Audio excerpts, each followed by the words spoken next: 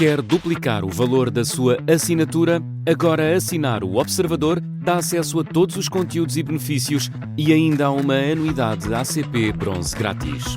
Terá vantagens que vão desde plano de saúde gratuito a descontos em combustível. Esta é uma assinatura que vale por duas. Assine hoje em observador.pt com 45% de desconto. E na verdade, ao utilizar os primeiros, a sua intervenção inicial, Portugal, à qual amanhã quer voltar, depois do batizado feito, não faltam padrinhos a Primeiro-Ministro. E a Estado, é essa a lógica. Senhores deputados, estamos em pleno debate do Orçamento do Estado, mas há outros assuntos que vão marcando o dia-a-dia no Parlamento. O Miguel Viterbo Dias junta-se a nós a partir da sala das sessões, onde tem estado a acompanhar o debate orçamental, mas a semana fica também marcada pelas várias tentativas de acordo sobre a lei da nacionalidade. A votação da proposta decorreu ponto a ponto, artigo a artigo, e no fim de contas ainda permanece a indecisão sobre como será a votação final. Enquanto isso, passamos em revista alguns dos momentos mais inusitados no bate-boca desta semana. E essa é uma grande falha, Sr. Primeiro-Ministro. é uma armadilha para o país. Disse o Sr. Primeiro-Ministro, o país quer saber o que é que vai fazer. Muito obrigado, senhoras e senhores deputados. Vamos a isto, Miguel. A votação da Lei da Nacionalidade na Comissão Parlamentar de Assuntos Constitucionais foi uma verdadeira maratona. 4 horas de votação e discussão de cada artigo desta nova lei que geraram pelo caminho algumas dúvidas existenciais.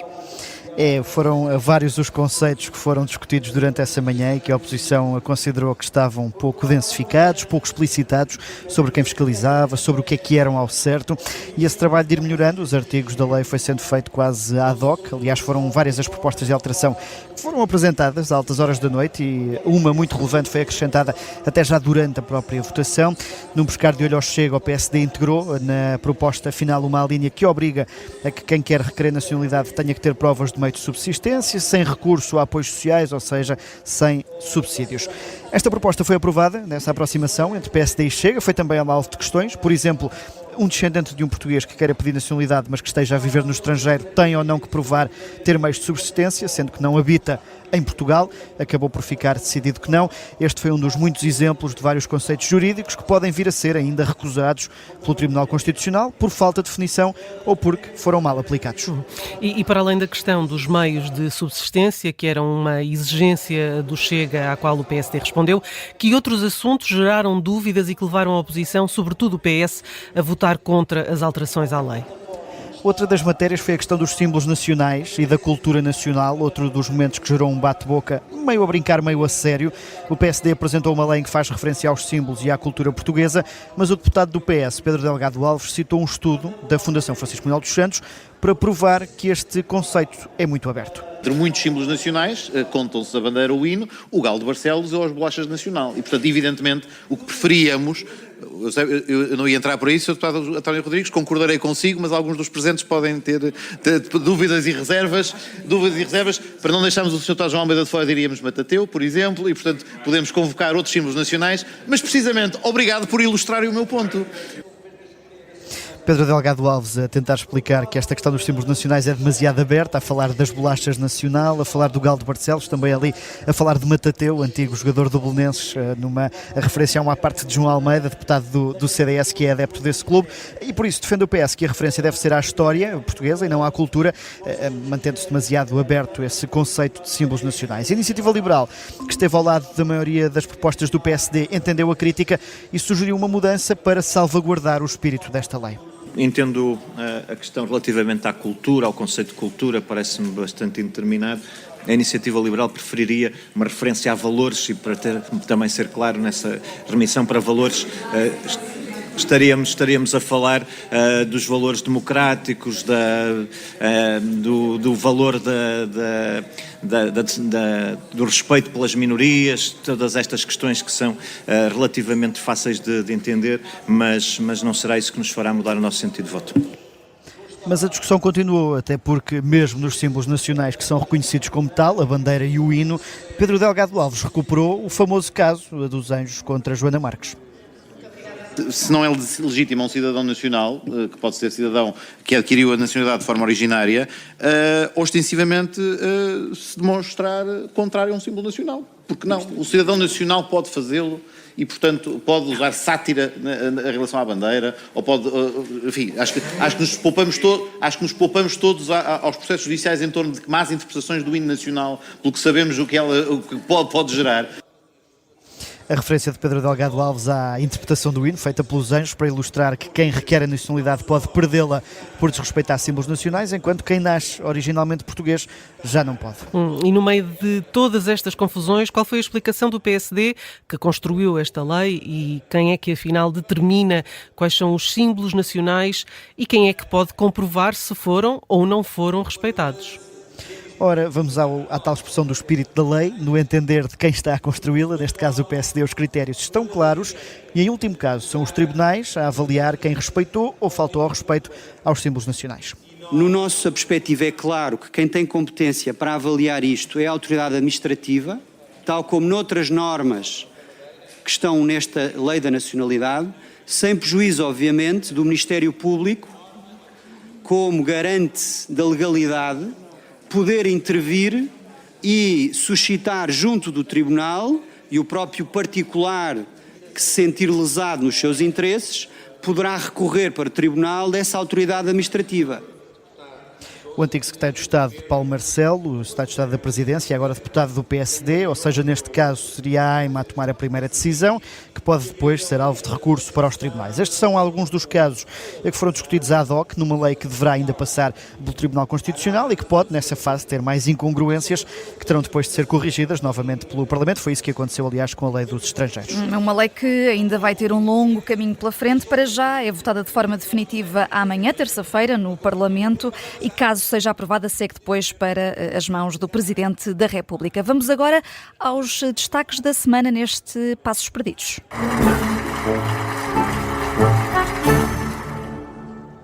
E esta semana, Miguel, pela positiva, destacas o Presidente da Assembleia da República, Aguiar Branco.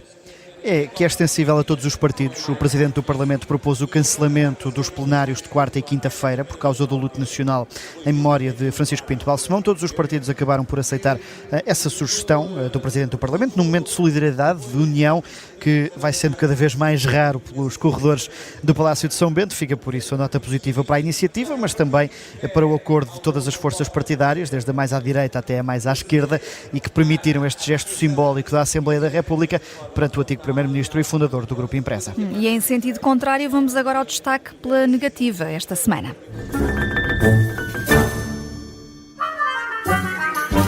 A descer, Miguel, assinalas o deputado do PS, Pedro Delgado Alves. Porquê? Sim, não pelos alertas importantes que lançou no bate-boca que já ouvimos sobre o que são ou não símbolos nacionais, mas sobre outro momento desta votação e deste debate. A discussão das alterações estava a decorrer de forma absolutamente pacífica. O PS ia aprovando umas medidas do PSD, o Chega aprovava outras. Em alguns casos, aliás, num caso, o PSD foi até ao encontro do que os socialistas propuseram. Estava a ser uma discussão, uma votação na especialidade que dava razão ao que muitas vezes se diz, que é que nos plenários há mais fogotório, mas depois nas reuniões mais recatadas, com menos atenção mediática, os partidos até conseguem chegar a consensos, até que Pedro Delgado Alves decidiu atirar ao Chega para responder a uma intervenção mais assertiva do PSD e tudo se desmoronou. O deputado do PS falou do comportamento do Chega no Parlamento, lamentou até emocionado estar a ser aprovada uma lei que considera pior para o país e levou os partidos à direita a responderem com o debate a ter sido interrompido em cerca de 30, 40 minutos e a ter recuado até aos tempos da geringonça. Foi meia hora de debate escusado, numa manhã que estava a ser até esse exemplo da capacidade de trabalho dos deputados para tentarem chegar a um texto final para este diploma da nacionalidade. Fica essa nota pela negativa. Há sempre também espaço no Passos Perdidos para notas de agenda. E esta semana, pois claro, Miguel, é o Orçamento do Estado que domina os trabalhos. Já arrancou, estamos aliás em fundo a ouvir o primeiro dia de debate do Orçamento do Estado na Generalidade. Já foi ouvido também o Ministro das Finanças, Joaquim Miranda Sarmento, e a Ministra do Trabalho, Solidariedade e Segurança Social, Maria do Rosário Palma Ramalho. Um orçamento que tem já aprovação garantida na Generalidade, com a abstenção do PS, mas depois deste debate segue-se uma maratona de audições durante 15 dias. Vamos às desta semana, a partir de quinta-feira, aliás, a partir de quarta-feira, temos o Ministro da Educação e o da Presidência. Aqui aqui tópicos essenciais, a falta de professores e também a questão da imigração. Recordo que Leitão Amar virá aqui ao Parlamento um dia depois da votação final da Lei da Nacionalidade. Na quinta-feira temos o Ministro da Economia e da Coesão Territorial. Vai falar naturalmente sobre a execução do Plano de Recuperação e Resiliência, é um dos tópicos quentes. E a semana termina com 2 ministros também debaixo de fogo. Um deles, Ministro das Infraestruturas e Habitação, aqui com matérias relacionadas, por exemplo, com a mobilidade e os transportes, mas também com este plano recente da habitação, com a tal renda moderada até aos 2.300 euros mensais. E depois à tarde, sexta-feira à tarde, a audição a Ana Paula Martins, Ministra da Saúde. Aí não é preciso especificar os pontos em que tem estado debaixo de fogo, são notícia diária, não só com a questão da falta de médicos, mas também com a dificuldade no acesso às urgências e, por exemplo, a reformulação do INEM, decidida recentemente em Conselho de Ministros. Portanto, uma semana em que muitos ministros que têm pastas relevantes vão ser ouvidos, uma semana que promete trazer vários detalhes sobre estes vários dossiês e que são assuntos de interesse para acompanhar nesta primeira fase do debate orçamental na especialidade. Eu recordo que há uma primeira votação que vai ser amanhã, terça-feira, mas depois haverá a votação final apenas no fim de novembro. Muito trabalho para o nosso repórter parlamentar e também aqui para a redação esta semana. Destaques para ir acompanhando também aqui na antena da Rádio Observador. E agora está a faltar a conversa de bastidores.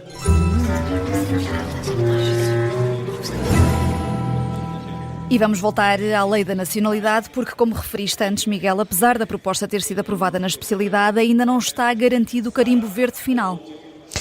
A proposta foi aprovada na Comissão de Assuntos Constitucionais, vai ser votada de forma definitiva no plenário de amanhã, terça-feira. Neste ponto, o Chega ainda não deu garantias de que vai viabilizar a iniciativa.